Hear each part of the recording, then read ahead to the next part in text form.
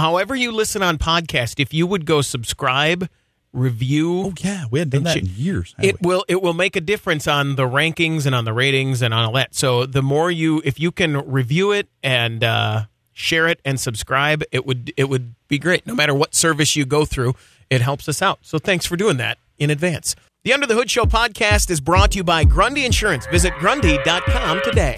You're listening to the Nordstrom's Under the Hood Show with the Motor Medics, Shannon Nordstrom and Russ the Super Tech Evans. Shannon is an ASE engine and parts specialist, and Russ is an ASE Master Certified Technician with extensive factory drivability training. Join the Motor Medics for fun and free automotive advice with real-world solutions to everyday automotive problems. The Under the Hood Show is heard weekly on this and other great radio stations across the U.S. Find out how you can participate in the show by visiting underthehoodshow.com. Now, let's go under the hood with the Nordstrom's Motor Medics. Welcome to the Under the Hood Show. We're glad to have you with us. Russ Evans is here to answer your automotive questions. Welcome to Under the Hood. Shannon Nordstrom is expected any minute. I'm sure he is tearing through traffic right now, trying to decide whether to call or text us to tell us he's going to be late or just go ahead and run the stop sign and roll through it and see if he gets here on time. You never know. It's always interesting when Shannon is running late. It's fun. It would be fun. This would have been a good day to set the camera up outside the studio. And as the show started, we could watch a video of Shannon pulling up. Because normally I would say 99.5% of the time he makes it into the studio on time.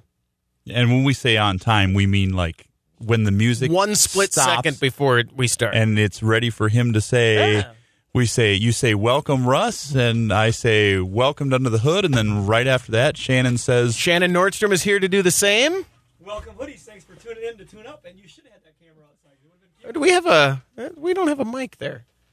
Welcome, Hoodies. There's no mic there. No mic at all? No mic. You want to go ask a question for me, too? No mic at all. I'll sit on your lap. So you weren't just trying to silence him, Right. Actually, yeah. We could just pretend he was here the whole time and his mic didn't work the whole time. The phone number to reach us is 866-594-4150. 866-594-4150. The Under the Hood Show is brought to you by TitleCheck.us. At just $4.95, it's the affordable way to check a vehicle's title history before you buy. TitleCheck.us. And by K&N, the original performance air filter of NASCAR. Superior airflow, superior performance. Drive to knfilters.com. Russ, what's caught your attention? Nissan boosts new Leaf's range to 107 miles. Meanwhile, in other news, Tesla increases to 5,000 miles on a single charge. No. One of those is true. One of those is not. Can you guess which one it is? Nissan has increased the Leaf's range to 107 miles. Chris, that is a huge jump and a very Nissan, important jump. Why don't they just grab a Tesla battery and throw in there? I mean, what? It'd probably burn the tires off that poor Leaf. Chris, you and I saw the Leaf when it was introduced. Mm-hmm. The very first one. We thought it was kind of cool. Made cool sound effects inside. Yeah, it was funny because I was at a car dealership, a Nissan dealership, doing a broadcast, and I called you and said, hey, you got to come out here. The Leaf is here. And we said, it's not even fall yet. What are you talking about? And you're like, no, the car. I'm like, the what? What is a Leaf? And sure enough, went in there and there sat the Leaf next to a little charging station. They had it all set up. I mean, it was pretty nice little demo, but it was cool. We liked it. My idea was to get a Leaf and get a job somewhere near the Nissan dealership, close enough within walking distance. And then what you could do is you could just drive your lease there and then plug into the Nissan dealership. Because they have charging stations for demo to show and to charge the Leafs that are on the lot. Even at 107 miles, you could not trust this car to drive from your house to work and back home in a day. Are you sure? It would be iffy.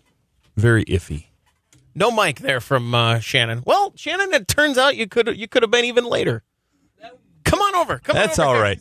Production will work on it while we're here, and Shannon can just yell really loud. Get snuggle in close to Chris. Snuggle in there, buddy. Makes for good radio. Snuggle up next to Chris. The phone you're number done with the remains sickness, the same. right? 866-594-4150. Thank you.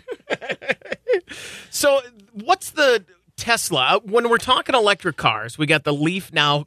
Now, we should say claiming 107 miles per charge is different than actual real world. Right. It could be a little more. It could be a little less, depending on your. Oh, and now we're getting pictures Now we're in the getting studio. pictures of us snuggling in the studio. Send that to me. We'll post it on the Facebook page. So it depends Just on like miles per outside gallon. temperature. Depends Yeah. on a lot of things. And that you're right, Chris. That is huge because when you have a outside temperature range, even with the Tesla, I mean, the EPA runs a 5-cycle range test on the electric cars to kind of get an average of what they might run. It depends on which model. Like if you compare that, let's say 107 miles on a Leaf. Well, with the Tesla, they've got an 85D, the P85D, the Model 60. There's several different ones, these variants. And on these cars, well, let's look at the 85D, 270 miles average range. And then the lowest one was the Model 60, the 60 variant, and they were 208 for miles. So about double of another electric car. But that's not the segment that the Leaf is after. If you want to go after the segment of the Tesla, Tesla and that comparable, we got to compare it to like a BMW electric, that type of thing. We've got to get into that range and that price level. I mean, you expect more. Look at the price of a Leaf compared to a Tesla. We're talking ching.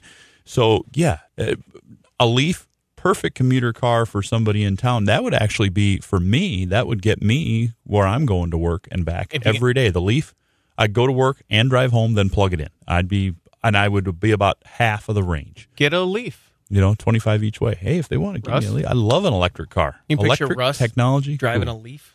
He'd look cute in it. I don't know if All right, the Model S. And That's you the way to also, we should say, it looks little, but you sat in it. It's not that little inside. It has some it room actually in it. has a lot of room. It's kind of like getting in the Fiat 500. On the outside, it looks small. You get in it, and you've got tons of headroom, tons of legroom. Big difference. But now, if you get any of these cars, and I've had some people email me and say, Russ, well, the Tesla's no good. In the winter, the range is horrible. Where do you live? I live in Saskatchewan, or I live in Alaska, and I brought this car with me, and the range is cut in half. Well, of course it's cut in half when the outside temperatures are below zero. Any battery-powered thing is going to be down there. But still, if you can get over 100 miles out of a range on a Tesla when it's below zero outside, that's pretty cool. 866-594-4150. Here's a call that came into the After Hours Hoodie Hotline. I'm calling from Alamosa, Colorado, and my question is, I have an 87 Buick Regal that I've spent $6,000 on a paint job and put all new interior in it.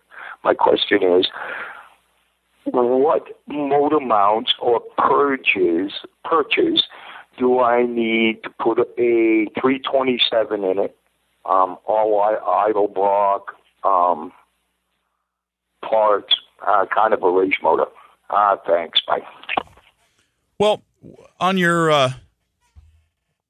car, that's awesome. And, some people are thinking, "Oh, that's a lot of. You spent that much money on an older car?" I was like, "Yeah, that's cool." We do that stuff all the time. We love restoring old cars, and they're sweet rides. When you come to the point of wanting to get an engine installed there, though, you can't just go swapping things around. Sometimes some cars you can use the V6 mounts, other times you can't. Well, if you're going with a small block Chevy engine, you can use a small block Chevy perch, the engine stand they call it, off of pretty much any GM V8 powered car. The one that's on the actual engine, or the frame, the mount, you're going to be able to pick that up at an auto parts store, and they will have what you need. It's a rubber frame mount. I believe they're $12, $13.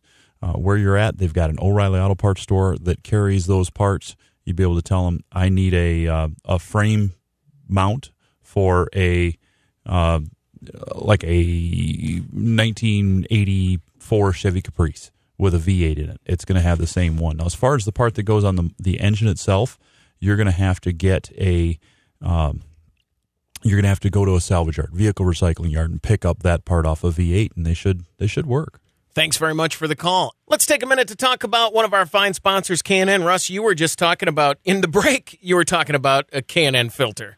Yeah, we were talking about funny stories and what happens sometimes. Cleaning K&N air filters, people always over-oil them and all this and how you clean them and this and that. And I was just thinking back. I remember when we used to go mudding out in Longview, Texas. We'd go out to Texas Eastman. Yes, I could admit it now because I'm not going to jail. We're trespassing, you bet. But, you know, it was 30 years ago. It's water under the bridge. And in the water under the bridge, we used to drive our four-wheelers. And I mean big four-wheelers like, 72 Blazers and Vegas that were put on Bronco frames and stuff. So we would drive just tearing it up in the mud and getting things dirty. Well, sometimes we get so dirty driving through the deep, like 2-foot deep mud, the air cleaner would be stuck. And you either take it out, drive home, and suck that all in your engine and the rebuilt carb, or you have to clean it. So I just took mine out one night and I stuck it right in the river and kind of sloshed it back and forth and got all the mud out. Well, then I gave it to my girlfriend, or the girl who wanted to be my girlfriend, and I said, shake this. And she's like, how long? I said, well, until it's dry. And she shook that thing for probably 15, 20 minutes, and I finally said, give me that. And she's like, well, I thought you said keep shaking it until it's dry. It's dry enough. Stuck it back in the thing. Didn't have any oil. Don't want oil. I want to get the mud out of it at the time. So, yeah, I stuck that thing back in there, and it got me for a while. And I was just thinking, boy, that was awesome. But our what we do, Not recommended. Not recommended for attracting a girlfriend. No, because she, her friends told her that's not the way that a guy should be, treating you. If said, don't find a better one, and she did. My loss. But hey, my car appreciated it. My truck appreciated it. So hey, that's great. That's my. This non-endorsement for Russ is brought to you by K&N Filters. KNFilters.com. I bet they don't show cleaning one in a river. 866-594-4150. That's the number to reach us. Here's another call that came in to the After Hours Hoodie Hotline. My name's Gene Mills, listening out of Lewiston, North Dakota. My wife has a Jeep. It's a 2008 Jeep Wrangler, and we've had the radiator had a problem that blew out. They replaced the radiator at a shop, and just a few weeks later now, it has another leak, and they said that they didn't want to work on it because they felt that it might be something to do with combustion, something inside the engine itself.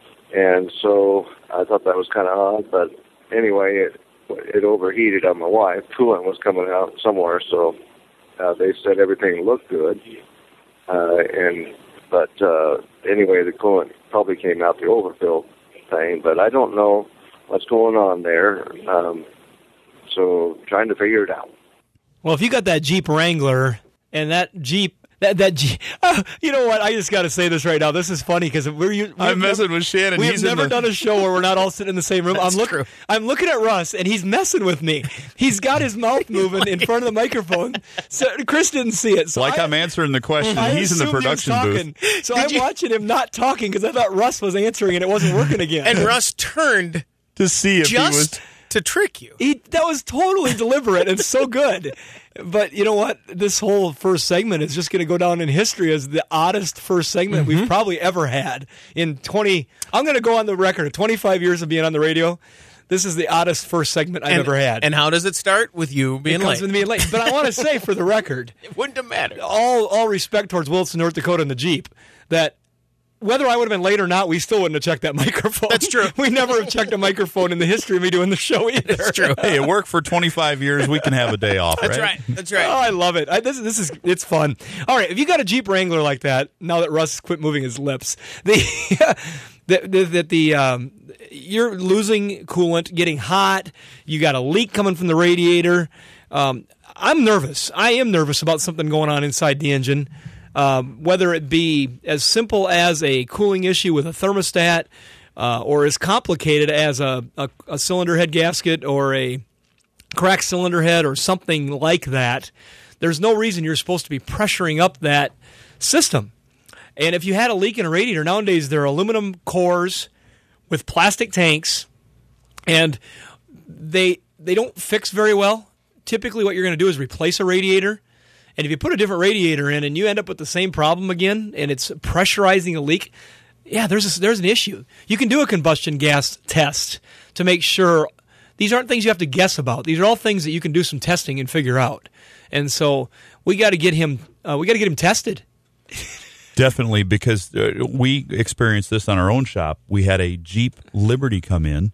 The radiator had just been replaced. They wanted us to check it because they'd bought a radiator from our company, from the other division where we didn't install it. And here they're coming back 6 months later saying, your radiator's bad. It's defective. I took it into another shop, and they said, yeah, it's junk. It's got to be replaced. It's just a bad radiator. So we put another one in.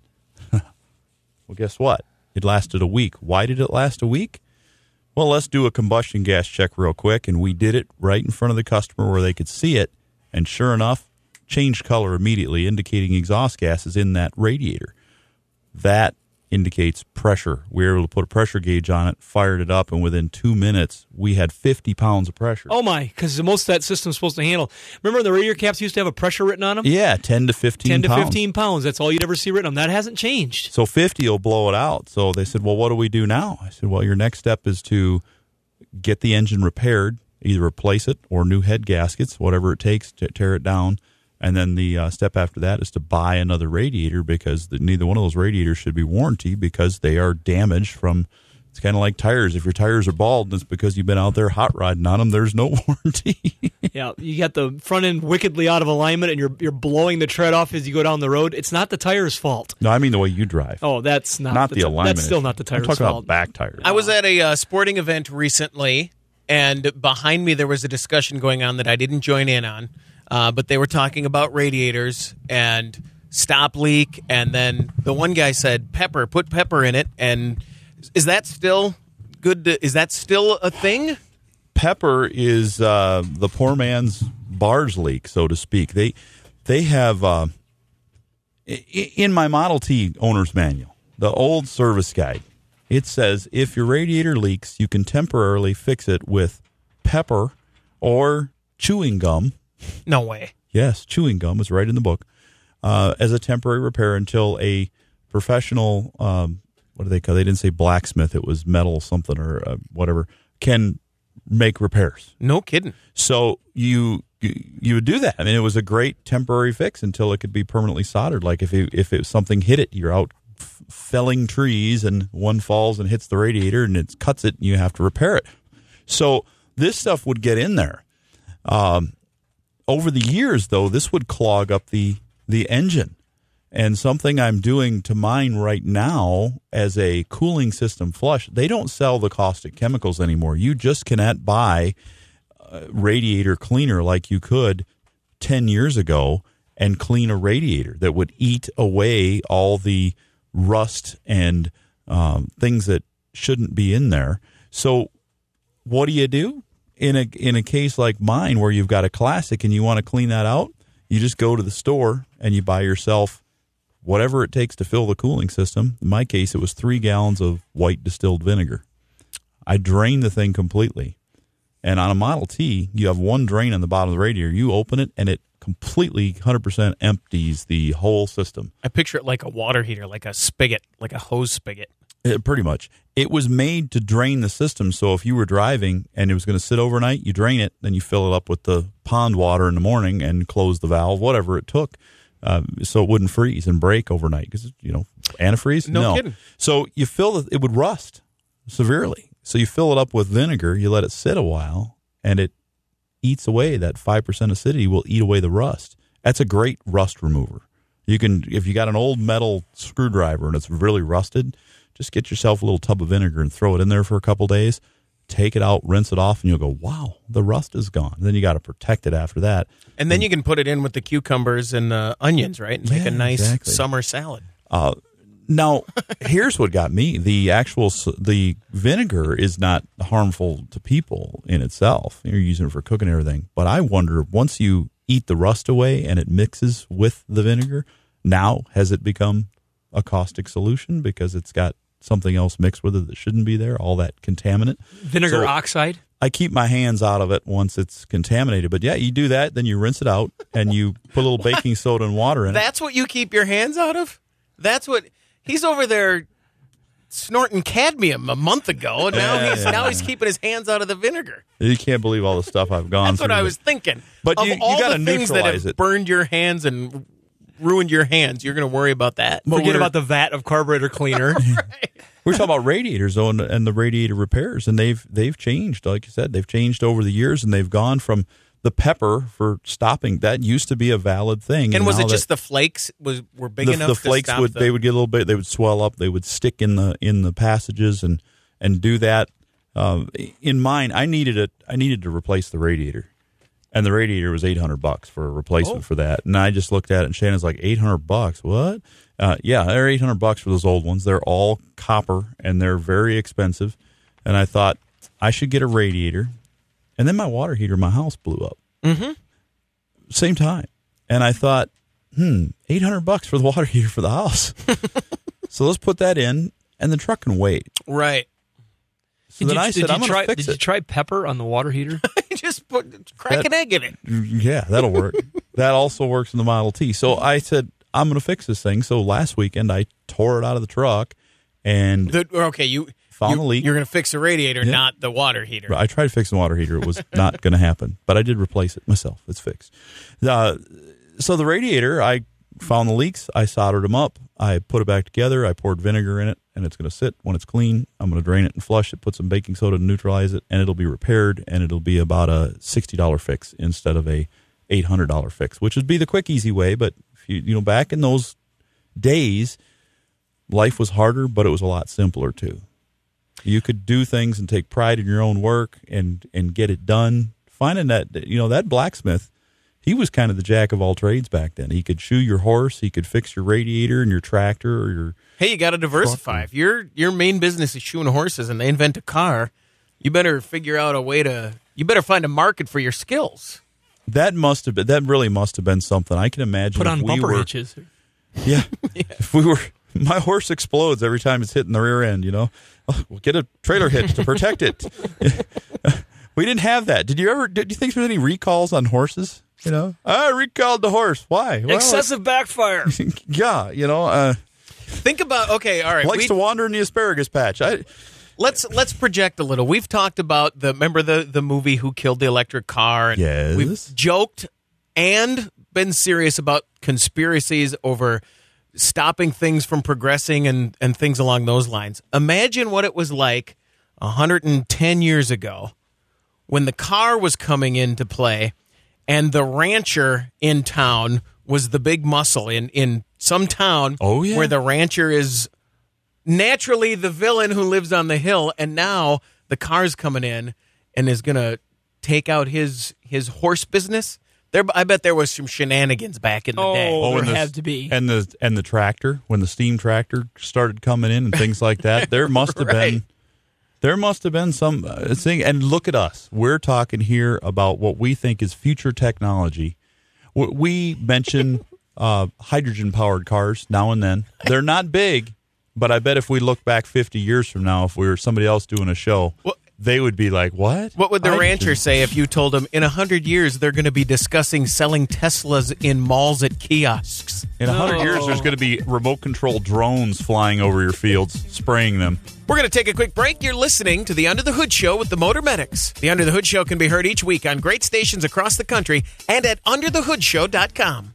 We'd like to tell you a bit about our good friends at Grundy Insurance. Grundy, famous for agreed value classic and collector car insurance, has developed a great new program for all vehicles called MVP, the Motor Vehicle Program. Get coverage for your collector vehicles, plus daily drivers, trucks, RVs, and more.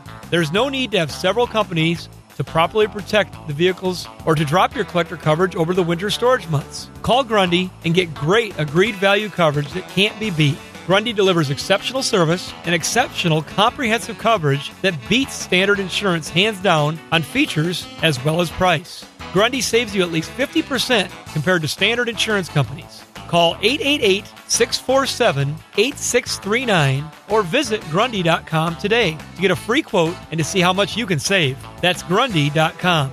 Keep more of your money in your pocket and get the best protection for your car with Grundy. Grundy.com, the insurance company of choice for the Motor Medics. Your car and your life have a lot of moving parts, and your car battery is what keeps it all going. While all batteries may look the same on the outside, it's what's inside that matters. Be sure to choose a battery with PowerFrame technology inside. It's stronger, more durable, and keeps you going longer. That means you can count on a battery with PowerFrame to be there, start after start. Batteries with PowerFrame grid technology are available at Advance Auto Parts and CarQuest. Go to PowerFrame.com to find a store near you. Helping you make your car run good. This is Under the Hood with the Motor Medics. Welcome back to the Under the Hood Show. We're glad to have you with us. Russ Evans is here to answer your automotive questions. Hello. Shannon Nordstrom is here to do the same. Welcome, Hoodies. Thanks for tuning in so we can help you tune up. Not only is he here, he's back in the same room. Welcome back. That was fun being in a different room a little bit, but not a lot. For you, it was great for us. Facebook.com/Under the Hood Show. If you like the page, you're eligible to win a hoodie. We give one away every week. Russ, who is this week's winner of the hoodie from Facebook? Do I have to give out the information? Well, it is getting chilly. Maybe we could keep a hoodie for ourselves. Maybe a few weeks of no hoodie winner. And no, we wouldn't do that. How about I just give them? We'll give them out and we'll get ourselves some new ones too. How about Darren Brannon? Is that a good winner? Where's Darren from? Sheldon, Iowa. Sheldon, Iowa. He listens on KIWA. That's awesome. KIWA Radio. Congratulations. You're darn right. You're the radio god. Well, I we know a few appreciate our affiliates. That's why we know these. That is exactly why I know we that. can just cue back and forth, and we know exactly what we're talking about. It's almost like that awesome country radio show they got in the Upper Midwest. What do they call it? The Chris and Doc Show? Yeah, I've heard of those guys. They're pretty good, too. Go to Facebook.com/Under the Hood Show. You're automatically entered. And while you're there, you can also enter to win the LMC Truck Giveaway. LMC Truck Prize coming to you right now. It's a $25 gift card, and they're either going to throw in a hat or a T-shirt in the mail with the card, too. LMC Truck can help you keep your truck on the road and help you with some custom accessories or to get that thing restored. Find what you need from the late 40s and up for Chevy, GMC, and Ford, and 72 and up for Dodge trucks, SUVs, and vans. Go to lmctruck.com. Get a free catalog while you're there. Today's winner of the LMC Truck Prize is Steve Stenzel from Good Thunder, Minnesota. Congratulations, Steve. The Under the Hood Show is brought to you by HollanderParts.com. Looking for a quality auto recycler in your area to keep you going and save some green? Visit HollanderParts.com. And by General Tire. Anywhere is possible with the Grabber line of light truck tires born from competition. Visit GeneralTire.com for more details. 866-594-4150. Let's go to North Carolina and talk to Jack. Jack, you're on the Under the Hood Show. What can we do for you? Appreciate you taking my call. Thanks for listening. We've got a 2002 Subaru, and as you know, it gets pretty warm in these parts. Started noticing that my air conditioning wasn't working as efficiently as I thought should be, especially the last month or so. And thought I would do the do-it-yourself, Walmart thing. Probably my first mistake. Grabbed a can of Freon from the store shelf and hooked all the stuff up. And I hooked up the gauges, and everything as far as pressure looked normal. But I'm hearing almost like an internal noise inside of the compressor, and just wondering maybe if you guys have some thoughts on that. Am my gauges reading wrong, and maybe I really am low on Freon, and that's why it's not working, or maybe the compressor is going bad, or something of that effect. Figured I better move it up the chain to the pros that know. If you're hearing a noise in the compressor that doesn't belong there, because I say it doesn't belong there because you've not heard it before, it's not a naturally occurring noise, and you can't disengage the compressor by either unplugging it or turning it off, and make sure it's not just in the pulley in the freewheeling part of it. Would be another thing you want to look at. I don't think it's on the outside or on the clutch mechanism. It almost sounds like it's internal to me, but it sure could be. It sounds like you've got something broken in there. You could have had a small leak that turned into a loss of refrigerant oil and therefore destroyed something in the compressor, or you could have had one of the valves break inside of there, and now you've got pieces of metal floating around, it's kind of like all the satellites floating around up there in outer space. They start hitting each other, and then more pieces break, and more pieces hit each other, and it just gets crazy in there. Yeah. People are like, is it a "Say pretty what?" pretty spendy fix to get a compressor for something like that? It can be. The earlier you catch it, before there's a lot of contamination and trash in the system, It's a big deal. a big deal. You can go from a compressor repair that's like, let's say, $600 using some. You go to HollanderParts.com and you pick out a compressor and you put it on, and you find there's no metal in the system, so you go ahead and you put it on. You put a new dryer on there, and everything's good. Well, maybe say you're in the $600 range, but maybe you wait a season and it locks up, and now you need a compressor, a condenser, a dryer, a hose set, because there's mufflers in the hose, and you got to flush some stuff, and it's just a lot of stuff. You could go from $600 to $1,300 in a blink of an eye. So you want to catch it as soon as you can. All And right. don't underestimate on some cars. And I don't know about your particular model. We've actually had people that have had air conditioning problems like that. They're not performing correctly, and as simple as changing out the cabin air filter brings back performance because there's restrictions in there from debris caught up in the system. No different than your home. If your furnace filter, as everybody always calls it, happens to get blocked up and you can't get the airflow across your air conditioning coils, you can have problems. And so you definitely want to make sure you have a clean system too. It's for performance.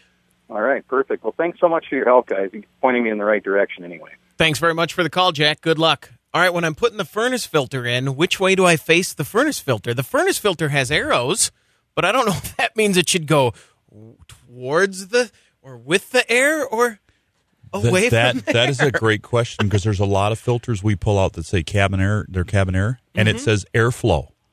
And it's pointing one direction, what but I don't know direction what is that means. really? What Right. direction? How do you know where the airflow is going? Should it point towards the airflow or with the airflow, too? Well, that if means I know. it always means with the airflow. So if it's pointing to the left, the air should be moving from the right to the left. But in your car, most of them are marked on the door which way the airflow is. They are? I never noticed that. I see a lot of them marked, but I see just as many that are not marked. I've actually been known to just feel the airflow. Got to be careful that your fingers don't, get in the get caught in blade. something. Usually they aren't that close, but some are. But now here's what I found. The ones that are not marked airflow, the filters usually only go in one direction. I can't stuff them in the other way unless I really have to pry them. But And if they're going in that hard, you're probably not doing it right. And if they're marked, then usually then it doesn't matter. They'll flop in either way. But they've done a really good job. And what we found from our great partner Wix is that on their filters, they come with instructions. And if you look at the Wix video I threw up on Facebook that one time to install one, that really nasty one that had no air, I had to put my seatbelt on after I replaced it because it was so much air. Anyways. I did watch that video, actually. That was funny. It was just spur of the moment. But they had, I was like, what is this? Instructions? We don't need detailed instructions. We're motor medics, right? So I just tossed those, but I was able to get it in there the second time. 866-594-4150. Let's go to Dave. Dave, you're on the Under the Hood show. Hey, heard you talking just a little bit ago about cleaning up a rusty screwdriver in vinegar. I'm a truck driver, and I have a whole bunch of wrenches, sockets, Allen wrenches, and I had them in a metal toolbox. And they got rained on.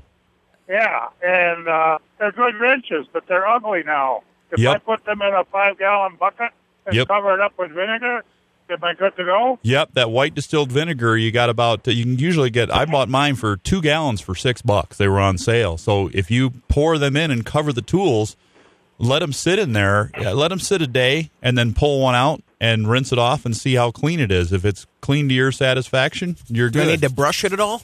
No, I don't. You can, but it's 5% acidity. You could actually take an apple and rub an apple on the tool and then let the juice sit on there, and it's going to do the same thing. So what you're doing is it's an acid, but it's a very low-grade acid, so it's very slow and cleans. Don't put it on aluminum. Don't put it on lead. It'll disappear. But if it's steel, if it's forged or cast steel, it will remove the rust.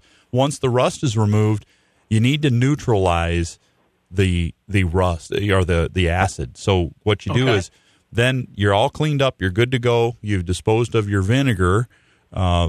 You put some water in that bucket. Can I dump vinegar down the drain?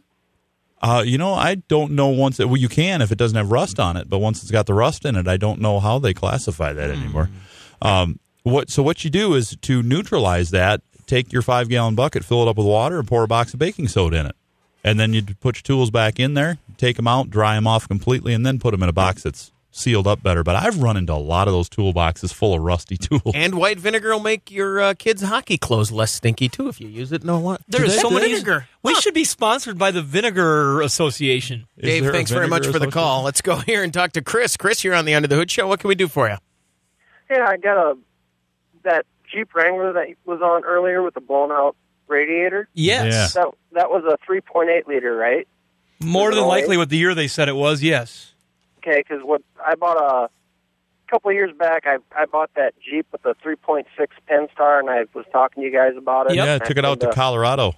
Yeah, and Colorado and Moab. Has it been that long already? Yeah, and a lot of the guys that I go wheeling with the older 3.8s, they have a weakness or a problem with the passenger side head gasket, and it goes. And that's where they're blowing radiators out of it, because I've seen more than one on the trailhead with blown out radiators because the head gasket goes. Remember when they came out and we said, let's see if there's a problem. We'll know down the road in a few years. And here it is, a few years. And that's that real nasty 3.8 liter V6 they got. But the Penn-Stars, I've beat on mine for 2.5 years now. I went through a set of tires on it, and I highly recommend that motor. Still going strong. Yeah, they had some early head issues with the valves, but that was like some of the early production stuff, and they've worked their way through that, and it's proven out to be a pretty good power plant. Chris, thanks very much for the call. When I was driving across the country this summer, I passed Moab, and I went, oh, I get it. I want to go. I would love to go off-road right now. But the Prius was not the vehicle for that. It was not my vehicle of choice at the time. And tire tracks everywhere. When you get out west there, boy, they don't. There's a lot of driving off road that goes on out there. I've got to just throw this in now before I forget about it, because I've had it on my head for about a month. But when you bring up the Prius, and we talk about the Prius a fair amount because you're a Prius owner, but one of our show listeners, one of our guys that really tunes in, sent us a link and a picture of a gentleman that is in our listening area for the home market, and he is making a Prius limousine. And he calls himself the Prius guy, and he's got a website, and we're going to have to hook up with him and check out. I'm thinking a road trip to go see the Prius limousine when it's done, and maybe go for a ride. I think might be appropriate. A nice, quiet ride in the Prius limousine. I saw, like I said, an early picture. Interesting. Yeah, it's only one of them, I'm guessing. 866-594-4150. Let's talk to Lee. Lee, you're on the Under the Hood Show. What can we do for you? Just a comment or two. We spent kind of a long weekend up at the state fair. I usually don't have to worry about getting a motel room up there because I almost always, when I go up there, almost always spend the first night in jail up there. So it's not as much, but anyway, on the way back, we drove back late Monday night after everything was over there. And you remember when they raised the speed limit? Well, the speed limit was 80, and I was driving our 93 Plymouth Voyager, Plymouth Grand Voyager. That thing drives just like a new vehicle, and it was fully loaded. And it was a speed limit of 80, and it was late at night. I kept it right on 84 all the way back, and there were people passing me like I was standing still all the way back home. And none of them ended up in jail, probably. No, I don't. Well, I didn't notice that they did. Of course, we were all going so fast that it would have been hard to tell anyway. But you know, I was driving 84 miles an hour, and they were going by me just like I was standing still. I couldn't believe it. Well, I think that the law enforcement in our area has they started off hitting a lot of tickets, and I've been told they're going to get back on it again because just as you would expect, people see a boundary. And they kind of want to. Our kids do it from the second they're born. They want to find out what the cost is and how far past that boundary you can go before you get in trouble. And we've talked about that. And there's been studies that, for whatever reason, people just hit that 3-4 mile an hour past the speed limit automatically. They just kind of set it there. So if that speed limit is going to be there's going to be a few people that go over it every time. I had a cop friend who said the 5 limit buffer, that's an attitude buffer.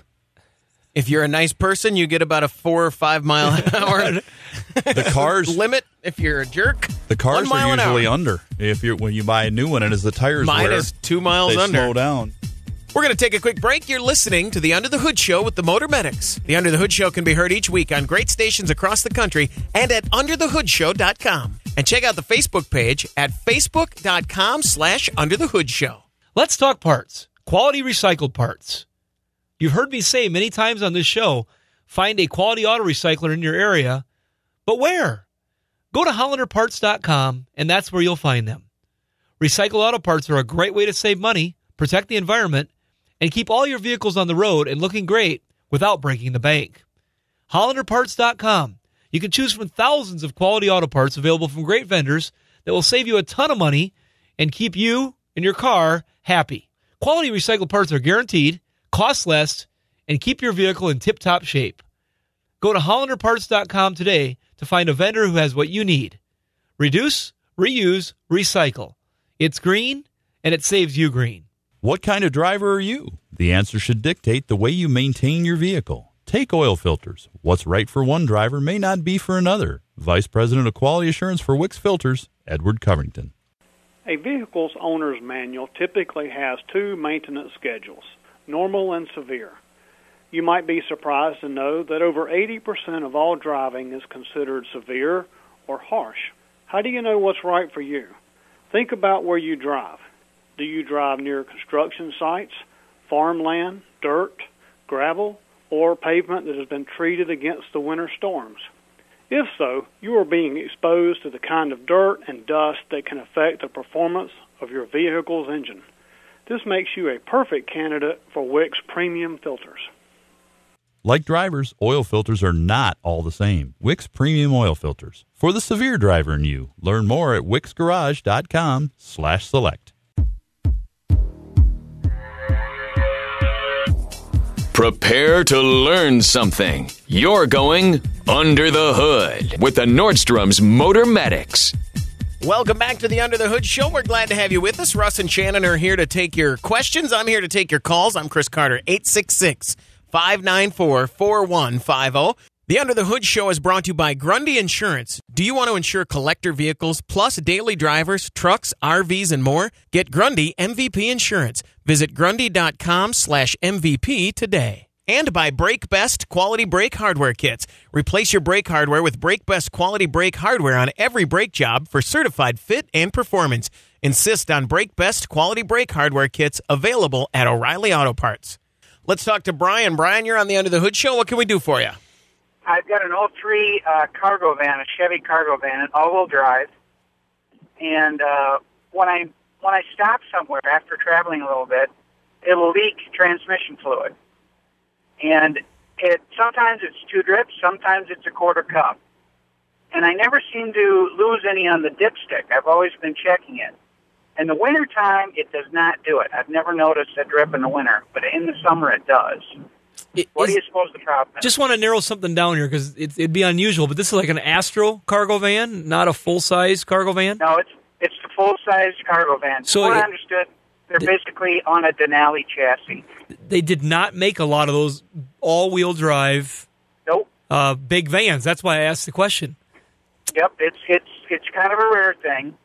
I believe it's the Savannah. Yeah, exactly. Savannah. No, we've dismantled a few of them, and they're kind of a neat vehicle that fit a very particular purpose for some people. Right. Where's that leak coming out at? Is it under the van in the middle, or is it up towards the front? Are you seeing it somewhere? In the middle, right in the middle. It's transmission fluid, and it's done it for quite a while too. But now it seems to be getting a little bit worse. I took it in to somebody a couple years ago, and they tightened up the van and all this other stuff, and it was okay for a while. But now it seems to be dripping more. It seems to be right at the front of the transmission. Well, a lot of times when you run the vehicle, and the fluid gets moving around, it's filling the torque converter up, you're fully pressurized, you can get that drip back sometimes when the torque converter's been filled going down the road, and you start getting a leak out of a front seal that's starting to wear. And it'll be under low pressure even as the torque converter drains back into the transmission or starts to lose that full amount of fluid that it had. If the vehicle sits for a long time, you probably won't see the leak after a little while. Is that probably the way it goes? Right. Yeah, it only leaks right after you stop. Often when they leak, it's because the torque converter, you got that centrifugal force shoving that fluid out, and it's moving around, and it's above the level of the seal. When you shut it off, then that fluid pressure is up above it, and until it runs back down out of the torque converter and then into the transmission pan, it's above that area, and it can leak out the front. Start it up again, it pumps it, fills it full back again, and then it can seep for a little bit until it's drained down and that pressure is removed. It's pretty common on vehicles that start having that seal go out or the pump bearing bushing wear out. So you think it's between the transfer case and the transmission? No. Between the engine and the transmission. That's a very common place for them to leak. If it's coming out that cover there, that's where it could be leaking, is around that seal in there. And when my truck started doing that a few months ago, I had to pull the trans out, pull the torque converter out. We put a new bushing in the front of the pump and a new torque converter because it had wear on it and a seal, and that took care of all the issues. But it would drip. I'd turn it off, and it would drip for 2-3 hours and leave a little 6-inch puddle on the ground, and then it would stop, and it was fine. Right. In your working with vehicles in your lifetime, have you ever experienced old school front harmonic balancer would start to wear on the timing cover, or maybe an axle seal on the race, the machine surface of an axle shaft on a rear end? Over the years, have you ever experienced something like that? Because it'd be a similar type of thing. Okay. Is because you've got a machined surface of the snout of the torque converter that goes into the seal on the front of the transmission, and that can get wear on it, and that seal can get just a little bit crystallized with age, just like anything else in there. So it's the only place transmission fluid can really come out the front of that inspection cover. It's about the only place it can come from there. If it's definitely red fluid. If I'm going to pull the tranny, it's got 90,000 on it. If I'm going to pull the tranny, should I just have the tranny rebuilt, or is that a pretty good tranny? They're not bad, but still, if it comes out, they're going to look at it. If they have to pull it because that front seal's leaking, have them inspect it, see what needs to be done in the front. But they're going to have to pull the pan in order to pull that pump out of the front. When they pull that pan, if they find it's full of a bunch of crud, at that time they might advise you and say, "Hey, look, this thing's got a lot of stuff that shouldn't be here. We'd suggest taking it apart and going through it." Otherwise, they may just say, "Hey, it looks really clean inside." That's what with mine. We looked at it, and it had about 80,000 miles on it. That thing looks great. Let's just fix the pump. That's all we need. All right. Thanks, gentlemen. Thanks very much for the call, Brian. 866-594-4150. You can call that number 24 hours a day. Here's a call that came in after hours. This is Jeff Prue, and I haven't listened to you guys before, but I drive a BMW X3 series. Our airbag went off, and the malfunction light is coming on. We took it to BMW, and they said it's not their fault. They're saying that it's our fault. What can I do about that? Because they wanted us to pay $1,200 to fix it. When it just went off one day. We didn't hit anything. There was no damage to the car or anything. So their technicians are saying it's not their fault. So what can I do about this? Thank you. Well, that's easy and hard all at the same time. It is, because I have a strong opinion that comes out right away. But here's exactly we don't know the whole story with the vehicle, so that makes it a little difficult. But I can make it easy, or I can give you the right thing to do. If your claim is that it just went off all by itself and nothing was happening, it just went off. Whether you were driving, parked, away from the car, whatever you want, and it just went off by itself, well, now you have to prove that it did that when it shouldn't have, so that you can say, look, this happened, it's a safety issue. And on that, I would say it would be a genuine concern. You have a vehicle new enough that it has a crash data event recorder in there. That X3 has got that. It's going to tell in the system why it deployed. You cannot just go to your auto parts store and have it scanned and find out, or even to, into the shop where I'm at and have that scanned. You need a higher end scanning device for that. the first thing I would do if that was my own vehicle, I'm going to get a hold of the Insurance Institute, the Highway Institute. Yeah, you got follow where I'm going. Insurance Institute for Highway Safety. Yep. Yes, and I'm going to make a report on that. Or NHTSA, either one of them. And if there were a lot of them already that had this, it's going to be a red flag. They're going to see them. They'll contact you. You'll be able to get involved with this if it's been a safety issue. If there haven't been any, you can get, if you think it's a genuine concern, you could get a lawyer involved, find out. They could pay the right person to scan the data out of that, and if they scan it and say, yes, it went off and there was no crash detected, then you got to get more involved. But you want to make sure of that before you start making any claims. Yeah, you better be right. There are right. things that can make that bag go off that are your fault. Yeah. Good luck. Thanks very much for the call. You're listening to the Nordstrom's Under the Hood Show with the Motor Medics, Shannon Nordstrom and Russ the Super Tech Evans. Shannon is an ASE engine and parts specialist, and Russ is an ASE Master Certified Technician with extensive factory drivability training. Join the Motor Medics for fun and free automotive advice with real-world solutions to everyday automotive problems. The Under the Hood Show is heard weekly on this and other great radio stations across the U.S. Find out how you can participate in the show by visiting underthehoodshow.com. Now, let's go under the hood with the Nordstrom's Motor Medics. Welcome to the Under the Hood Show. We are glad to have you with us. Russ Evans is here to answer your automotive questions. Welcome to the show. Shannon Nordstrom is here to do the same. Welcome, Hoodies. Thanks for tuning in so we can help you tune up. And I'm Chris Carter, here to answer your calls at 866-594-4150. 866-594-4150. The Under the Hood Show is brought to you by Grundy Insurance, providing affordable, agreed value coverage for all your classic vehicles and more. Visit Grundy.com today. What's caught your attention in the automotive world? Well, there's a lot of talk right now, and if you watch the automotive magazines and really watch that industry close, and I don't watch it like super close, but pretty close. I thought you were going to say model year. It's never been a better time to buy a car. No, I'm not. Okay, I'm not. There's been a lot of talk about that I'm not lately. selling anything right now. We got to clear out the 2015s. Oh, I've heard all that news. Yeah, but right now, the old leader of Chrysler, Fiat Chrysler, Sergio, he's trying to convince General Motors that they should be interested in a merger. Mm-hmm. He's been after this for a while, and General Motors is basically saying, why should we bail you out of your problems?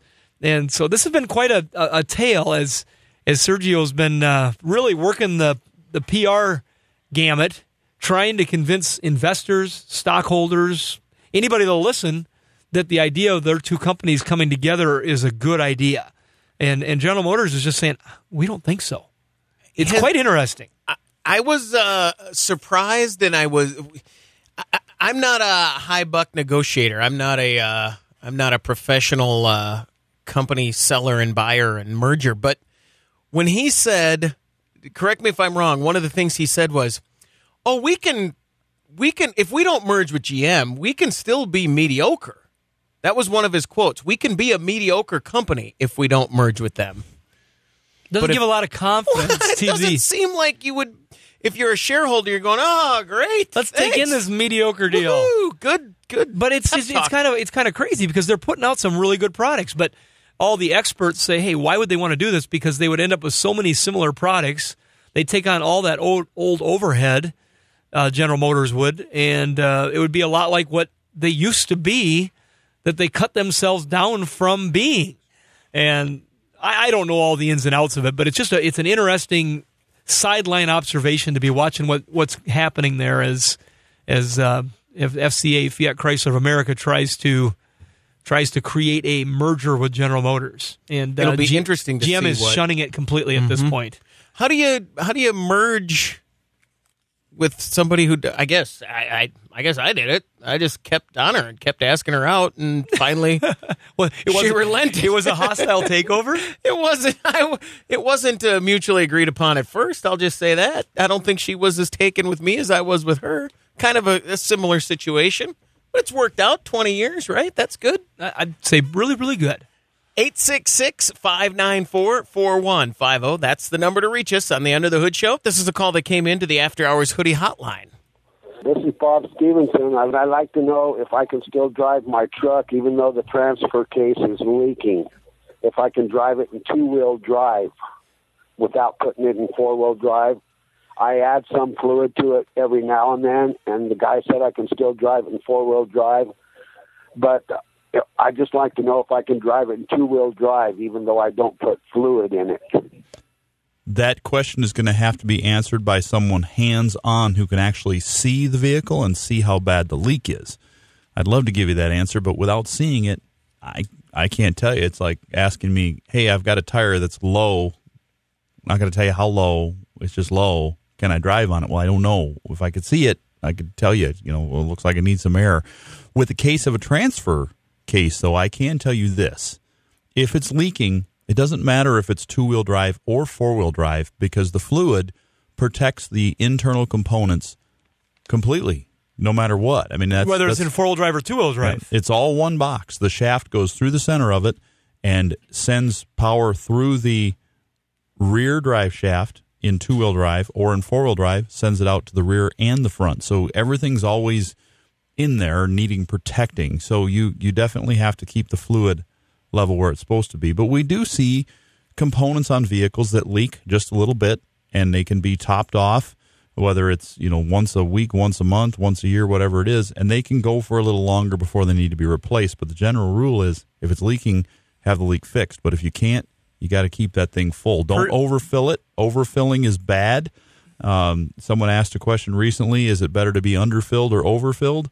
Well, underfilled, you run the risk of burning something up, depending on how far it is. But when you overfill it, fluid can foam and cause a world of trouble, so you don't want to overfill something. Be sure to tune into the Under the Hood Show next week as we're going to be giving away a $100 gift card courtesy of Federated Auto Parts. The folks at Federated Auto Parts want to remind you to replace your brake hardware with every brake job. A brake job is more than simply replacing shoes and pads. Brake hardware is all the supporting components in, on, and around the caliper and pads that help properly align the brakes and retract them away from the rotor for smooth, reliable, quiet, and efficient brake performance. It's a small investment to ensure your brake job is complete and done right. Be sure to insist on Carlson Quality Brake Hardware for certified fit and performance. You can find Carlson Quality Brake Hardware at your local Federated Auto Parts store. And remember to tune in next week to the Under the Hood Show for your chance to win a $100 gift card courtesy of Federated Auto Parts. We're going to take a quick break. You're listening to the Under the Hood Show with the Motor Medics. Today's new product spotlight is on Denso's Iridium TT spark plugs. Your vehicle's spark plugs deliver the electric current necessary to ignite the fuel that runs your engine. But not all spark plugs are the same. Denso is proud to introduce the Iridium TT spark plug. Iridium is in the platinum family and is the most corrosion-resistant metal known on Earth, resisting wear and oxidation in the harshest of environments. The TT stands for twin tip. This technology promotes the largest spark energy concentration and explosion possible by shrinking the two electrodes and thus reducing spark interference. The result is better fuel economy, more power, and faster starts, all while reducing carbon emissions. Taking things a step further, Denso developed a proprietary 360-degree laser welding process which creates a high-quality bond that ensures structural support. Denso has a tradition of innovation. Using their OE expertise, Denso products are manufactured to give you the right part and the right fit the first time, every time. Learn more about Denso's Iridium TT spark plugs at denzott.com. Welcome back, everybody. It's time to get back under the hood with the Motor Medics. Welcome back to the Under the Hood Show. We are glad to have you with us. Let's go here and say hi to Bill. Bill, you're on the Under the Hood Show. What can we do for you? Hello. Listen to you every weekend on KXDI in Dickinson, North Dakota. I also used to live in Sioux Falls, and I kind of know you guys. I've been wanting to do this for some time. Awesome. Well, welcome to the show, finally. Absolutely. I'm a big fan of the new Dodge Challengers, the new Dodge Chargers, also the Camaro, too, which, correct me if I'm wrong, I believe that kind of assisted GM in taking care of some financial issues that they may have had. But I also have a Dodge Ram with the 5.7 Hemi, and I just absolutely love that engine. I love that truck.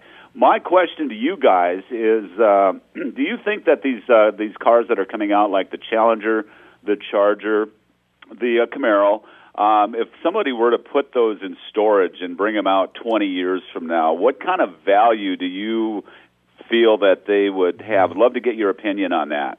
That is a question that we have often mused with here in the studio, is when you look at the automotive world of collection, and you pay attention to, right now you can turn on the TV on cable news or cable TV, even on more terrestrial TV, and you can catch a Mecum auction. You can catch a Barrett-Jackson auction. You can catch, there's a couple other ones that do it. My sister's an auctioneer, and she's doing auctions all over the country with Vanderbrink auctions, so I've got a little bit of insight from that. But we constantly ask ourselves, when is the paragon shift between what's popular now and bringing big money to be collected and what will be, just what you said, 20 years from now, 30 years from now, 40 years from now. There's things now that are selling as collectible that I would have had a hard time predicting. Well, I was just going to say, when we talk about this, oftentimes it's me saying things like this. Who's going to buy that at auction in 20 years? Exactly. And Bill, I think you might have hit on the Charger, the Challenger, and the Camaro are certainly. Well, what happens when you throw the Hellcat into the mix? Well, see, that's what I was just going to get at. I think what we're going to find, in my opinion, is that it's going to have to be the level of collectability and the uniqueness that something has to have, I think, is going to rise in order for it to maintain a high value. I think that if you had a very, very nice Camaro SS or a Challenger SRT, I think that they're mass-produced enough that you're going to have something that's very, very unique in that product line for it to gain quick value asset growth. I don't think it's going to be just the general car. And I got an example of that on my own. I have a 1989 Trans Am Indy 500 pace car.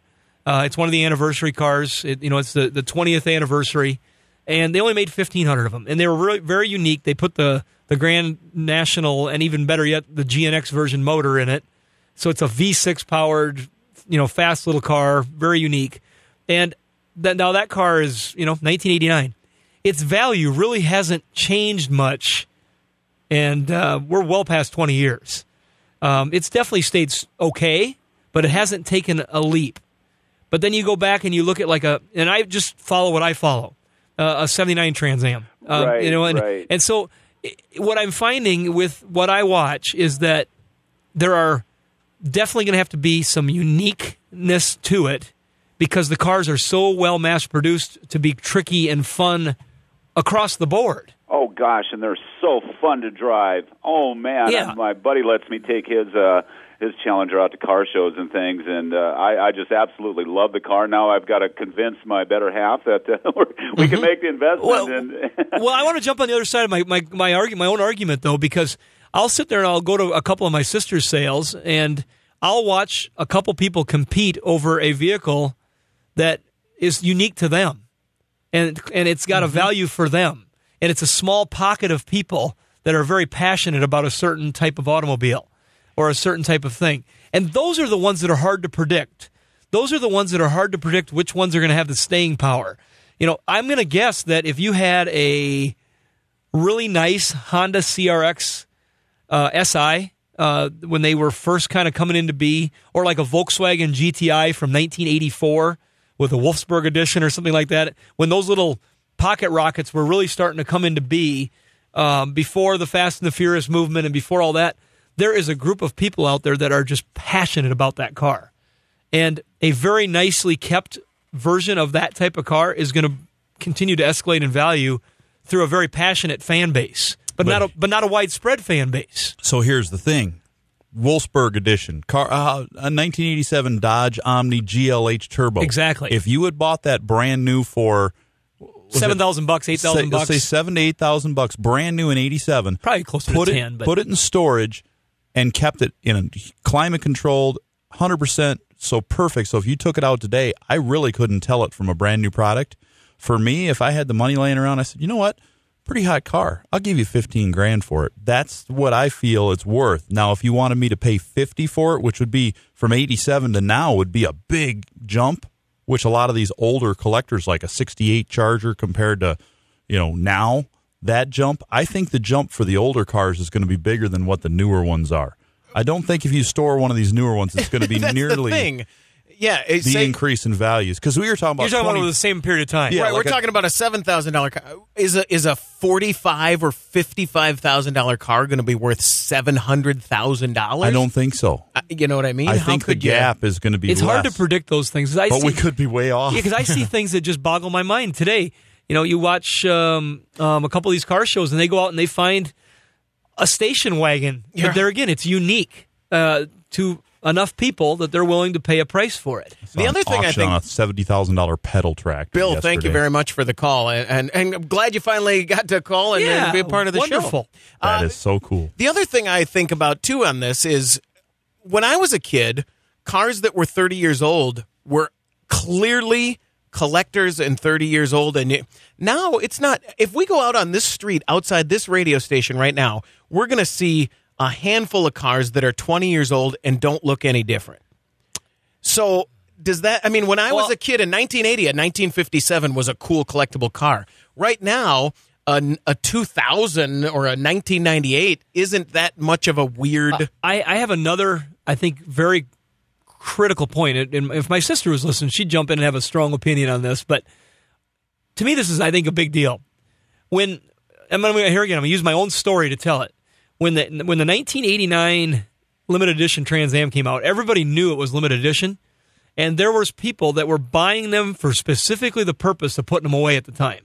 That didn't happen in the 50s. Right. People didn't know that there was going to become this. There was always probably a higher dollar set of people that kept cars and enjoyed them. It's always been there, but I don't think that they knew it would become such a rage to be able to look at a car as an investment, right, and have it as a collectability piece, like a piece of art. And so I think nowadays there's more people that think they're going to catch lightning in a bottle with anything. Which drives down the price of the... How many people kept their Beanie Babies because they saw a bunch of Beanie Babies go crazy, and they started collecting them? They would have never thought of it before. And so I think there's an era of collectability that has been represented in our society by people that are coveting and collecting that didn't exist then because people were more in a survival mode. They're just coming out of a war era. They were rationing. They were contributing to the government, and it made things shrink. Iron was disappearing off the face of the planet because they needed it for the war effort. I just think you throw all those things together. I think generationally, there's people that are buying things today, just like Bill calling in, say, "Yeah, maybe I'll stick this away." I don't think people thought that way then. 866-594-4150. Let's go here and talk to Alex. Alex, you're on the Under the Hood Show. What can we do for you? Hey, guys. I love your show. I just bought a truck, 2011 Ford F-150 EcoBoost. Okay. And I bought it for my brother. And when I turn it on in the morning, it shakes. It shakes bad. It just shakes like it's missing or something. After it warms up a little bit, it starts running okay, but still has a little like a miss or something. Would you guys know what that is? Well, did he want to sell it and encourage you to buy it, or did you encourage him to sell it to you? No, he was encouraging me to buy it, and he gave me a good deal. Oh. He had it in the shop a lot while it was under warranty. And now the warranty just ran out. Uh-oh. Well, you're going to want to find out what's causing it by way of, do we have a electronic issue? Is the computer not sending the right signals to the engine that it should to run it properly? Do we have a fuel delivery issue? Do we have a mechanical issue by way of compression leak down where you got a valve leak and something like that? It could be. That sounds expensive, though. Is there an easy fix? Come on. No. You want to pour something in, don't you? There you go. That's all it needs. Change your fuel quality. No, we don't know. We wouldn't know without looking at that. And first. Is this something where you have to get it taken care of? Because if it is something bad, you don't want to wait too long because you could cause a bigger problem by waiting. You know, and it could be something simple. We just don't. We had all these people when these things first came out. They were making such a big deal, saying, "Oh, this is going to be a horrible truck. They just don't have what we want. It's only a V6," but they really didn't turn out that bad. No, they've been good, and we haven't seen a rash of problems yet. And here's the thing: you got a V6 motor that's double turbos on it. Direct injection, fuel injection. I think it's direct injection. Is it a direct injected or is it just okay? You could have a couple little things that could make a big difference, because that motor is such a finely tuned instrument with the combination of the turbos and the fuel injection, that if something is just slightly out of whack, is whether it be the fuel injection by an injector, just one of the sensors, whether it's air temperature or oxygen sensor, or maybe it's a boost pressure sensor. I don't know exactly how that whole setup is tuned on there. It would not take much, though, to make it run quite poorly, because it's got such a finely tuned equilibrium when everything's right. It could get knocked off that equilibrium pretty easy, I think. So I wouldn't get too worried about it, but I definitely would get it to a independent technician and or a dealership technician that really knows those vehicles, so they can scan it, check it out, and tell you what's going on before you start throwing parts at it. Alex, thanks very much for the call. Let's try and get Larry in. Larry, you're on the Under the Hood Show. What can we do for you? Yeah, I have a 2001 F-150 pickup, four-wheel drive, and my warning light comes on, and it indicates, when you put it on the computer, it indicates that the vacuum line to the front differential is check it. Well, I take it into my mechanic, and he pulls the vacuum line off, blows both ways with an air hose, and sets it back on the computer and corrects it, and it'll go fine for a week, a month, and then it comes back on. And we've done this several times, and that's the only difference. What would be the problem, or what would be the solution? Well, with that system, and we talk about this often, the warning light comes from the system. It comes from that system. So it's important that you analyze the entire system, which includes the hose, the diaphragm on the switch valve, and there are, what do you call them, Russ? Out on the hubs, don't they have a vacuum? They do. There's vacuum in there, and any moisture will cause that thing to start acting up. We've seen solenoids need to be replaced, sensor need to be replaced. They get moisture in them, we have to dry them out and put a sensor in it. Maybe the sensor failing in that thing, or the solenoid. Larry, thanks very much for the call. Good luck. We're going to take a quick break. You're listening to the Under the Hood Show with the Motor Medics. The Under the Hood Show can be heard each week on great stations across the country and at underthehoodshow.com. And check out the Facebook page at facebook.com/underthehoodshow. This Tire Maintenance Minute is brought to you by General Tire and the G-Max ASO3, the ultra-high-performance all-season tire. Today's tires are complex, and their maintenance represents an important part of vehicle safety puzzle. Driving on an improperly repaired tire is as unsafe as a tire with worn tread, cracks, or other issues. To repair a tire, the puncture area needs to be approximately 1/2 inch or more from the sides and not larger than a 1/4 inch hole. The recommended repair is a plug-patch combination, which requires a very specific procedure, including buffing the inside of the tire, prepping the area to be repaired, and allowing glue to properly dry before reassembly. Not following these guidelines can result in tire failure and put you, your vehicle, and the vehicles around you in harm's way. General Tire's G-Max ASO3 offers technologically advanced features like replacement tire monitor and visual alignment indicator, alerting drivers of misalignment and tread wear conditions. Drive to GeneralTire.com to learn more about the G-Max ASO3, the ultra-high-performance all-season tire. Would you like to save money insuring your collector vehicles while getting the protection you deserve? We'd like to introduce you to Grundy. Since 1947, Grundy has been insuring automotive aficionados like you. When you choose Grundy to protect your vehicle, you get agreed value coverage, low-cost premiums, no deductibles, unlimited mileage, and more. Your vehicle's your baby. You look out for it and you care for it the best way possible. And no one knows more about protecting collector vehicles than Grundy. They pride themselves in knowing your vehicle almost as well as you do. Grundy delivers exceptional service and exceptional comprehensive coverage that beats standard insurance hands down on features as well as price. Grundy saves you at least 50% compared to standard insurance companies. Call 888 647-8639 or visit Grundy.com today to get a free quote and see how much you can save. That's Grundy.com. Keep more of your money in your pocket and get the best protection for your car with Grundy. Grundy.com.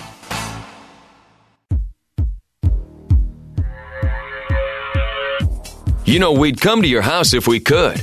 This is Under the Hood with the Nordstrom's Welcome back Motor to the Medics. Under the Hood Show. We are glad to have you with us. Russ Evans is here to answer your automotive questions. Yep. Shannon Nordstrom is here to do the same. Welcome, Hoodies. Thanks for tuning in so we can help you tune up. That was that was a dramatic pause there.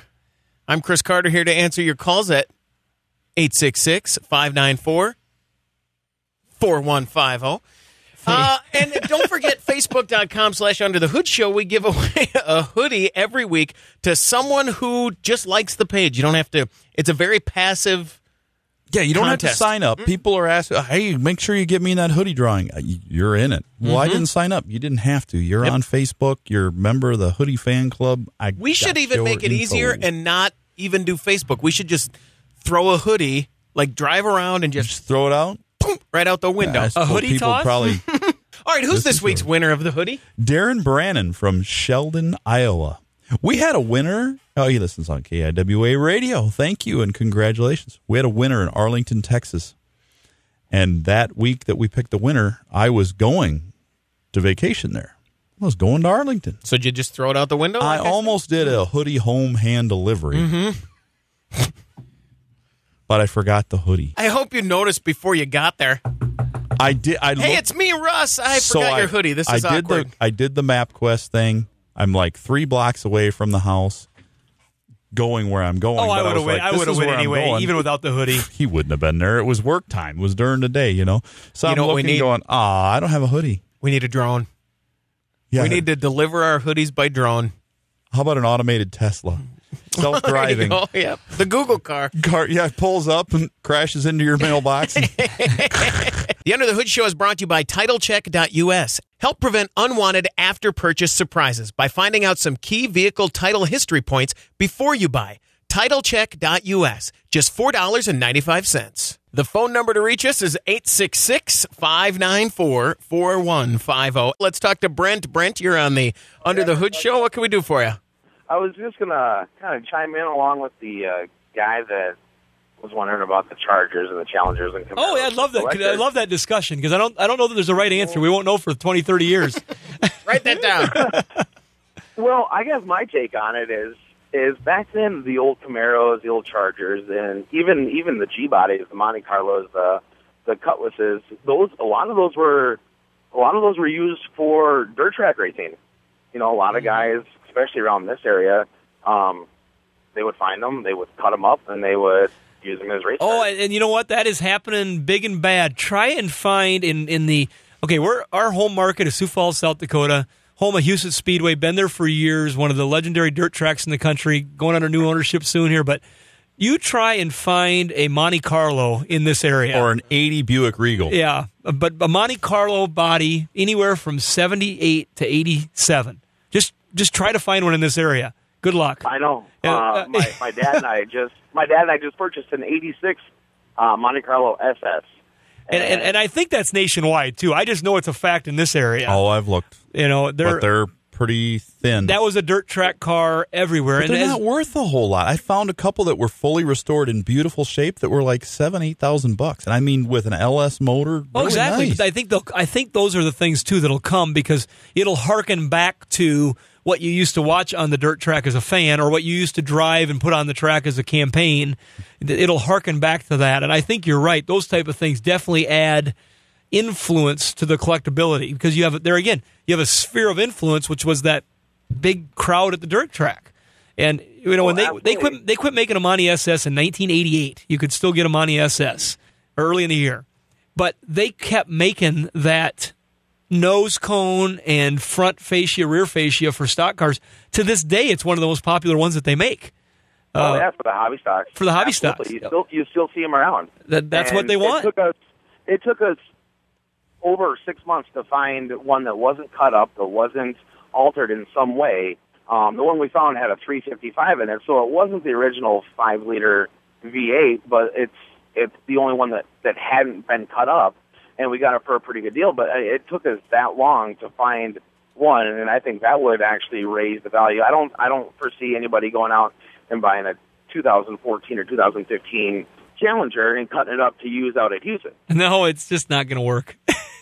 But they could not yet. No, but they'd have to have a chassis underneath it of some sort. Well, and GM makes the drag Camaro. I mean, you can buy the drag scene is a whole other one that I don't pay a lot of attention to, but that's a big deal. And you're not, if you buy one of those to race, you're not going to be hacking it up dirt track style. It's a drag car, so you're keeping it pretty close to what GM built it as. It'd be great if GM would say, here's a dirt track car.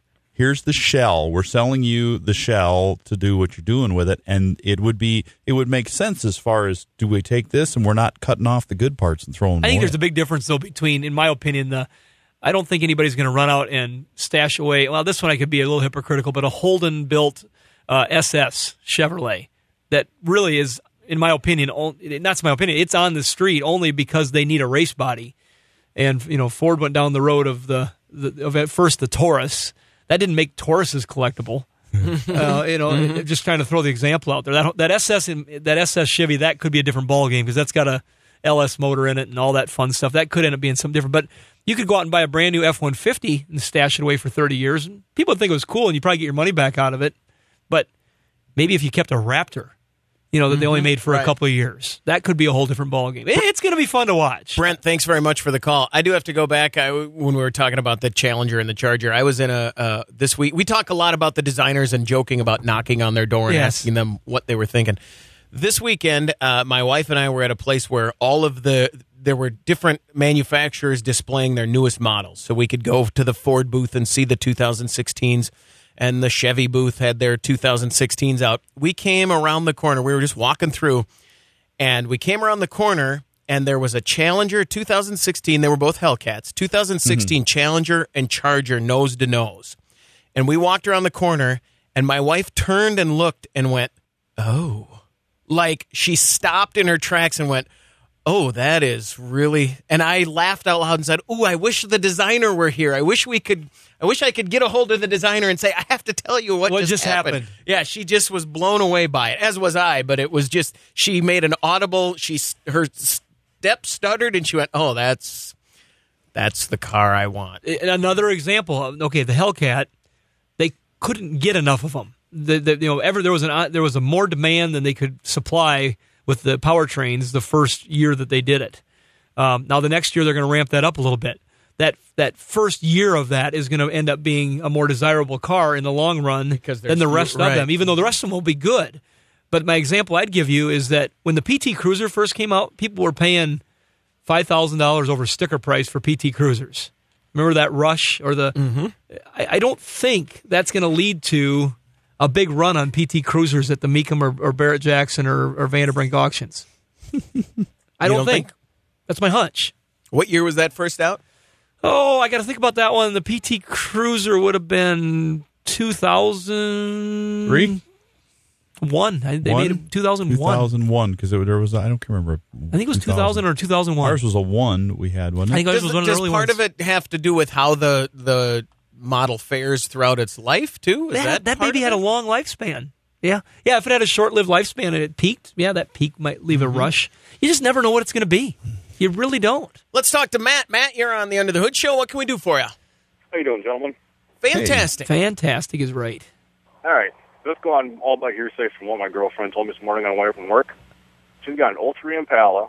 She's cruising down the road, and the headlights starting to get dimmer. The dash lights got dimmer. So I assume it's the alternator going bad. But she was telling me that she could hold the high-low beam switch back a little bit, and the headlights would get brighter, but the dash and everything would stay the same. So you think it might be on that switch is going bad? That almost sounds like the auto headlights are malfunctioning and it went into the daytime running light mode. That switch, when you hold it back, turns the flash to pass on, which activates the high beams. And it wouldn't stay in the high beam section. It would just, you'd pull on it, it wouldn't stay in there, it would pop right back out. Right. Well, that would be if it doesn't stay. If you turn the switch on the dash and then try to activate that and it won't work, then you've got a bad switch. And they're very bad about going out in that body car. The W bodies have lots of switches we put in those. If it won't click to the high position anymore, some of them put on high and then they'll just go out. The lights will just quit, and you click it back to low, or have to hold it back, and then you've got headlights to pull over and stop. But the lights just go out as they burn up. But Okay. if they started getting dimmer, it maybe the switch was burning out or your low beams were out. I would say while it's daytime, start up the car, turn the headlights on, and let them run for a while and see if they start acting up. That way you can do a little bit of diagnostic while it's daytime. Okay. Thanks very much for the call, Matt. We're going to take a quick break. You're listening to the Under the Hood Show with the Motor Medics. The Under the Hood Show can be heard each week on great stations across the country and at underthehoodshow.com. Vehicles are a big investment. If you're considering the purchase of a pre-owned vehicle, we stress the importance of a pre-purchase inspection. And part of that inspection should be a title history check. A car purchase can be a great feeling, but if after you buy you find out it has undisclosed information like an odometer discrepancy, that can quickly change. Help prevent that feeling by visiting titlecheck.us at just $4.95. It's an affordable way to find out things like, does the odometer progress ahead each time the title is changed? Are there brands on the title? Has it been sold by a salvage auction or been reported as a total loss? If the titlecheck.us report turns up a problem with any of the key pieces of information it includes, like state title info, odometer readings, total loss reports from insurers, or records from salvage businesses, you should proceed carefully and always take any potential purchase to a trusted mechanic. Visit titlecheck.us. Just $4.95. Driver Ryan Newman collects cars and tractors. But how does he make sure they all keep running? I think I have 18 old cars or trucks combined. I've probably got 10 old tractors. I'm talking like 40s, 50s, 60s. That and a few other newer tractors, but lots of things to stay up with. At Wix, we have a passion for engines. That's why we build our filters to be the toughest no matter what you drive. Wix. We love engines. Over 70 years ago, the Justice Brothers started their fascination with the automobile. Today, the Justice Brothers manufacture a complete line of automotive products for your car. Over 70 years of experience and knowledge that go into each one of our products. Justice Brothers Car Care products help save you money and keep your car running trouble-free. Look to Justice Brothers for quality products for your automobile. Available wherever fine automotive products are sold. Tell them Ed Justice Jr. sent you. Giving new meaning to the word hoodie. Shannon and Russ. Now, let's go under the hood with the Nordstrom's Motor Medics. Welcome back to the Under the Hood Show. Russ Evans, Shannon Nordstrom here to answer your questions. I'm Chris Carter here to answer your calls at 866-594-4150. This segment is brought to you by themotormarket.com. Do you want to read local stories and view photos of new, classic, muscle, sports, exotic cars and motorcycles? Are you looking to replace your current vehicle, or do you just want to connect with people that share the same passion for cars as you? Go to themotormarket.com. You can read their magazine online by clicking on the magazine tab at the top of their homepage. You can search new and used vehicles or like them on their Facebook page. Themotormarket.com is your one source to connect with motor enthusiasts. Log on today, themotormarket.com. Chris wrote in from Doylestown, Pennsylvania, and said he's looking for a used car for his children. Russ and Shannon, that's us, often talk about the importance of a pre-purchase inspection and a title search. Thank you for the titlecheck.us discount code. I've used it, and it works great. You're welcome, and thank you. Many of the cars I'm looking at are more than 10 years old. I understand how a technician can either visually inspect or thoroughly diagnostic check a vehicle, check the brake, suspension, etc., and the transmission. How are one-time use components like airbags and seatbelt tensioners tested? Or can they even be tested or inspected? Chris from Doylestown, Pennsylvania. Well, yes, checking for title history, important. Checking for faults through a vehicle inspection, used car inspection, extremely important. Checking all items, you can check the things, you can check codes, scan the vehicle, see if there shows any electronic faults, which would indicate whether a sensor works or not. You can't inspect a sensor. I mean, you can look at the car. Hey, you can look at it and say, it's there. Look, that has oxygen sensors. There's 4 of them. Do they work? Well, let's see. Codes? Nope, no codes. Data looks good. They should be working. But you can't actually take it apart and physically inspect it and see what it looks like. You can take brakes. You can take the wheels off, inspect the brakes, see what condition they're in, physically inspect them. Airbag, you got to rely on, do all the components look like they're in the car? Yes. Does the light go off when you turn the key on? Does it cycle after about 5 to 10 seconds? Yes. Do you scan it for codes and it says there's no faults in there, no codes, the data all looks good? Yes, that's about all you can do in those systems.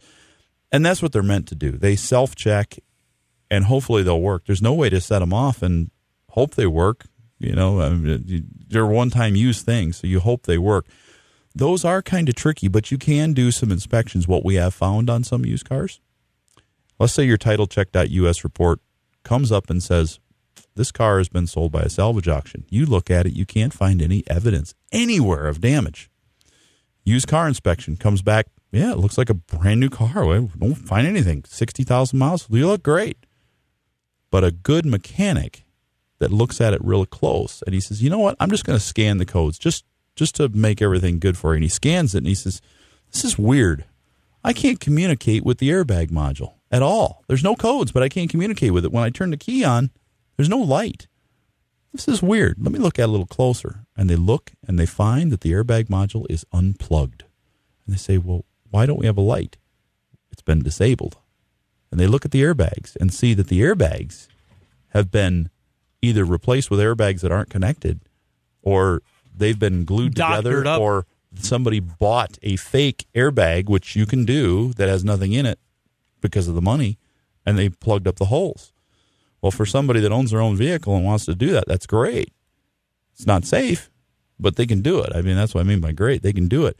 But when you go to sell it, somebody buys it, they're not aware of those things. So those are things that you need to watch out. You get a little keen eye for it. Turn the key on. Does the ABS light come on and then go off? Does the airbag light come on and then go off? It's checking the system. If they don't come on at all, something's wrong, and you should dig a little deeper. And that would be where that history check said, sold by a salvage auction. Why? Was it fully disclosed? Oh, great. Then you already know. You probably don't need to go too much further. But if nobody can tell you why or when, seems like something's fishy. Start looking a little closer in the car, and you still might have a great car, but you want to know why. The thing I always remind people is you have all these alerts. You have the titlecheck.us that'll give you information. You have branded titles. You have all these different things that come into play. But at the end of the day, you don't drive the title. You don't drive the paperwork. You drive the vehicle. And so you've got to check out the vehicle. You've got to get somebody to look it over to make sure that the frame is straight underneath it, and that if it's had water in it, that it's been fixed correctly. If it's no different than a home.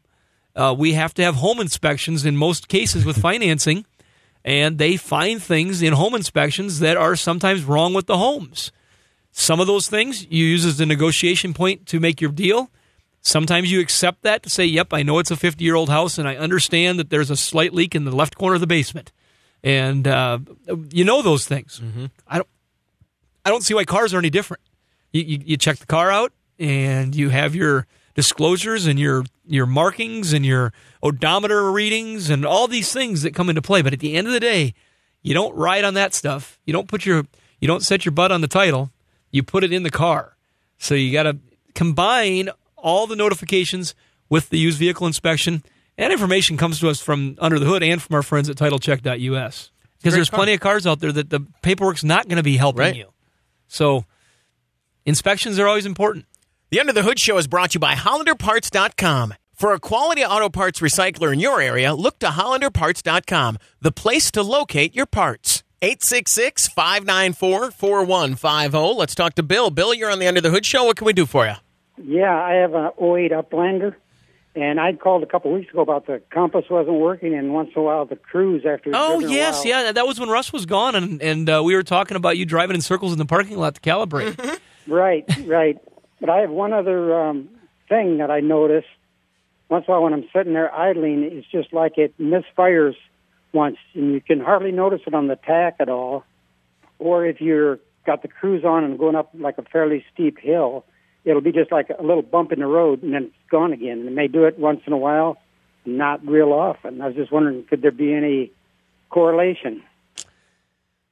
I don't think there's any correlation between your between your compass and that drivability of that engine. I would not say there's any correlation whatsoever, unless you had a major ground fault problem with a wiring harness that was causing it to flicker, power in and out, like to the coils or the engine computer or something. But that's unlikely, very unlikely. More than likely, it's two different issues. And state of tune of the engine, it could be as simple as spark plug wires, plugs, boots, depending on what kind of setup it has, that would cause you to have that slight ignition miss when you're under a load. And that's when it'll show up the most. If you're like cruise control on, lugging a hill, just a steady pull going up a hill, sometimes that's where you'll notice those misfires that'll come in from mainly ignition is a lot of times. It could be a start of a fuel problem, but a lot of times it's ignition. It'll also do it once in a while, just sitting there idling. I notice once in a while, just like it misfires one. It bumps a little bit. Yeah. Well, those are, I believe they're unconnected issues, and you're going to have to get each one of them checked independently. I really do. Okay. All right. Bill, thanks very much for the call. Good luck. 866-594-4150. When you call that number, you can call it 24 hours a day. Here's a call that came in to what we call the After Hours Hoodie Hotline. Hi, this is Don from Coldwater, Michigan. I listen to the show on WKZO out of Kalamazoo, Michigan. I have a 1997 Ford XLT four-wheel drive 4.6 engine. My problem is the transmission.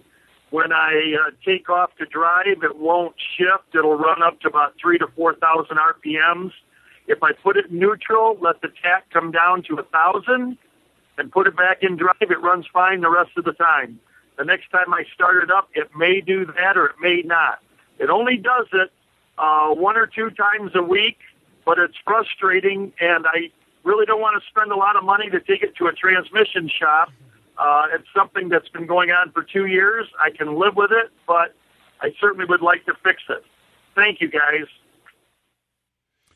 Well, if you can live with it, and you've been doing it for 2 years, that's the way. You're right. That's the way you're going to save money, because the fix to that is going to be taking it into a transmission shop and probably having them do some work on the valve body. It sounds like something that's in there acting up when it's cold, and once you get past it, it gets working, gets going. It's like getting out of bed in the morning. You got to move a little bit. Now you can go for the rest of the day, and then you get up the next morning like, oh, and you know how that is, guys. So, yeah, I'd say, hey, if you can live with it and it works and it's suiting what you need, it's probably good. But it's something's hanging up in there. Yeah, you could try.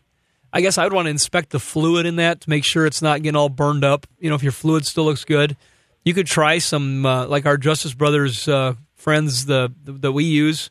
They've got a transmission conditioner. It might help if you had a seal in one of those clutch packs or something in the valve body that's hanging up, and really make it come back to a little bit of pliability and younger life. Sometimes that works, but otherwise, yeah, it's not going to be something that there's going to be an easy fix for, more than likely. Do you think when someone calls either live on the show or on the Hoodie Hotline, the phrase, I don't want to spend a lot of money on it, we kind of understand. I think we get that, don't we? We got it. We all feel the same thing. I don't want to spend a lot of money on anything that breaks. It's rare for someone to go, I would really like a new transmission in there. Yeah, I'm hoping that I got a bad tranny, and please tell me it's about $3,500. My friend said... That's exactly what I'm looking for. Mm-hmm. My friend said I might need to warm it up before I leave, but I'm really hoping it's the engine. Yes. There's probably cases of that I mean, there's a case where it would be like this. You know what? My vehicle, when I start in the morning, it doesn't run real well, and I'm afraid, and I'm hoping that the engine's going bad, because my wife told me I could get a new car if the engine was bad. I was going to say, there's the... there's the exclusion. Can you kind of help me out and let me know that my engine is bad? Can that be no, fixed? I'm sorry, but you need you just need a filter in your transmission. Is that something Are I would you sure want to my engine's not bad? Do I just need to get a new car? Is that where's the drain plug so I can just drain the oil right out of the engine so I can make the engine bad? 866-594-4150. Here's another call that came in after hours. Hi, my name is Roger from Fisher, Minnesota. I have a 2005 Mitsubishi Eclipse Spider convertible. It has a 4-cylinder engine in it, and I have a miss. If you accelerate quickly, the motor runs on all 4. but as soon as you back off, it misses on one cylinder. If it's missing on one cylinder, you back off on it and get after it again, and it'll pick up the last cylinder. I replaced all the coil packs and all of the injectors, and it still has the miss. You can help me, I'd appreciate it. Not to be a wiseacre, but is that easier for a technician? Is it nice that it's only 4 and it's missing 1 rather than 8? And missing 8? Or missing 2 or random on 1, random misfire, yeah, where it randomly misses on 8. If it's just missing on 1, it's going to be easier to track down for mechanics. Should be. The technician should be able to figure that out. But we've seen some of those with actual mechanical issues inside. They've got valve seats that aren't seating properly, and as that valve turns around in there, it rotates. It's got a little rotator. It rotates. It can start sealing poorly. That might be one that's going to need some. It's going to be a little more extensive diagnostic. You got injector, you got compression, you got your timing, but your other 3 are working, so your timing should be on. You got to make sure that thing's sealing with a leak down test, and it's not just check the compression. It's actual leak down and running compression, things like that. Compare it to the others and see where you're at. It's going to take a little time. So you said with that engine you've seen? Well, we've seen that on a few of those, so it's very possible it's something going on in the cylinder head.